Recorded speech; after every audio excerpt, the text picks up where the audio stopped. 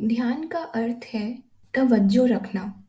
पंजाब में हिंदी को कम समझा जाता है। जब किसी साधक को कहा है कि ध्यान करना है, तो उसने प्रश्न किया किस चीज का? क्यों उसने ऐसा प्रश्न किया? ध्यान करना तो मूर्ति, चित्र आदि का ही समझा जाता है, किंतु ध्यान का अर्थ है एक मन, एक चित्त होकर पूरी तवज्जो देना। पंजाबियों का मुझसे प्रश्न रहा है कि भक्ति प्रकाश में हिंदी कठिन है। यह ग्रंथ साधारण भाषा में होना चाहिए। वे इन पदों को अच्छी प्रकार समझते नहीं। अर्थ के स्थान पर भी मतलब बोलना होता था। नमस्कार सब तक पहले मैं ही बोला करता, फिर एक ठीक उच्चारण करने वाले को कहा जाता था। फिर भी इसके श्रद्धा प्रणाम आदि अनेक शब्दों का ठीक उच्चारण अब भी पूरा नहीं होता। वैसे भी पंजाबी लोग प्रकाश, शांति आदि अनेक शब्दों का ठीक उच्चारण कम ही करते हैं। पंजाबी भाषा वालों में यह हट रहा है कि वह शब्दों को ठीक नहीं करने देते। उनका उच्चारण ठीक नहीं होता। दूसरी भाषाओं में यह तुकबंदी नहीं है। अब मैं इसमें कुछ अधिक चला गया। कहना यह है कि ध्यान जो है वह एक मन होकर याद करना, अर्थात एक मन होकर सुमिरन करना ही है। यह ध्यान करो कि जैसे विद्युत कोश में शक्ति है, ऐसे ही मंत्र शक्तिशाली है और इससे शक्ति स्फुरित होगी। ऐसा समझने से ही लाभ होता है। मंत्र निधान की आराधना करने के समय ऐसी धारणा होनी चाहिए और यह पूर्ण ज्ञान होना चाहिए कि ऐसी भावना में ही अवश्य कृपा होती है। किसी न किसी बात की भावना बनानी चाहिए, तभी तो विचार आता है कि कृपा कैसे आती है। जैसे खिड़की के खोलने से पवन तेज का प्रकाश होता है, ऐसे ही जब सिमरन करना आरंभ किया तो समझो कि हमने हृदय के द्वार खोल दिए। ऐसा जो समझे तो फिर कृपा के आने की समझ भी आती है। जो कुछ हमारा कर्तव्य है वह तो हमें करना चाहिए। जादू हो जाएगा ऐसा कम सोचो, अपना प्रयत्न करो। भावना का भवन बनाना तो अपना काम है, परिस्थिति बनानी चाहिए। सन 1930 से मैंने नियम पूर्वक सत्संग लगाने शुरू किए। मैंने हल्ले गुल्ले को देखकर शांत भाव रखा। परिस्थिति बनी। लाउडस्पीकर न होते हुए भी बहुत सारी जनता में बोलने पर मेरी कम आवाज भी सबके पास पहुंच जाती। हमने समय का नियम रखा तो सबके सब समय पर आने लगे, नहीं तो घंटों प्रतीक्षा साधारणतया होती थी। परिस्थिति स्थान की भी है। जहाँ शोर हो रहा हो, रेडियो चल रहा हो, वहाँ नाम गूंज कैसे चले। भजन के स्थानों की परिस्थिति हम कम बनाते हैं, फिर भी राम धुन गूंज जाती है। यह तो राम की कृपा ही है।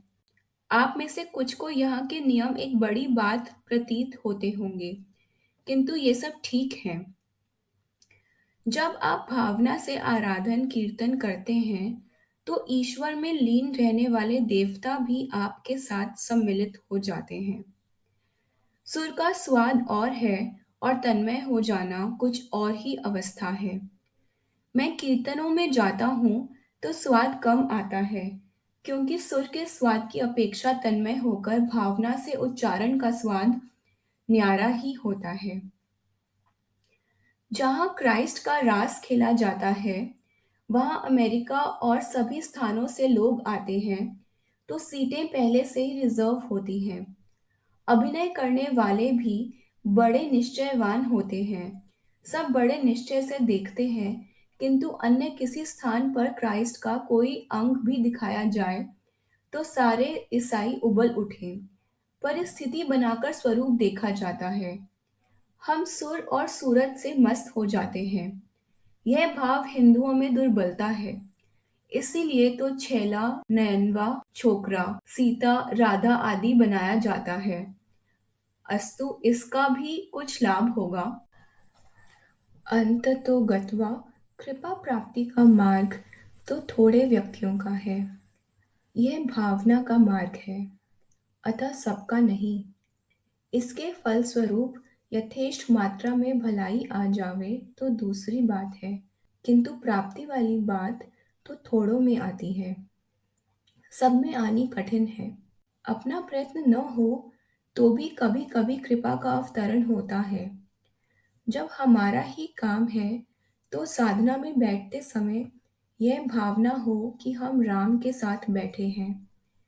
वह किस रूप में, किस रंग में आए, उसकी कृपा किस रूप में आए, यह तो वह स्वयं ही जाने। एक साधक मेरे पास ध्यान में बैठे तो उनको खांसी आई। मैंने समझा उनमें भावना कम है, खांसी तो वैसे आती नहीं।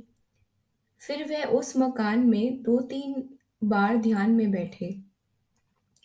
एक बार वे कहने लगे कि जब मैं ध्यान में बैठा तो सीता राम मेरे सामने से गुजरते हुए दिखे। उसने मुझसे पूछा कि क्यों गुजरे। मैंने कहा कि फिर कभी आवे तो कहना कि ना आवे। थीस्ट भी मास्टर का आना मानते हैं, किंतु इस साधक ने सीता राम जी को मास्टर नहीं माना। एक कॉलेज के प्रिंसिपल थे, उनको भी सीताराम दिखाई पड़े, किंतु वह इससे लट्टू नहीं हुए। दूसरे किसी साधक को दिख पड़े तो वह लट्टू हो सकता है। उस प्रिंसिपल को शब्द भी सुनाई दिया, किंतु उसके लिए भी उसकी कोई भावना नहीं थी, इसलिए लाभ नहीं प्राप्त कर सका। जब ध्यान में सिद्ध सामने आते हैं तो यह साधक के लिए शुभ है। यदि ऐसा नहीं समझा तो यह ऐसा हुआ जैसे प्यासा गंगा किनारे पहुंचा और फिर गंगा जल के स्थान पर कीचड़ पिया। भक्ति प्रकाश में एक कथा है कि एक साधु से एक व्यक्ति को हीरा प्राप्त हुआ। उस व्यक्ति ने उस हीरे को पत्थर समझकर कौवा उड़ाने के लिए फेंका। यह सिद्ध तो महात्माओं की कृपा के कारण, राम कृपा के कारण आते हैं, तो इससे कल्याण की भावना बनानी चाहिए। कहना यह था कि भगवान की कृपा ऐसे ही प्रकाशित करती है जैसे बटन दबाने पर बिजली।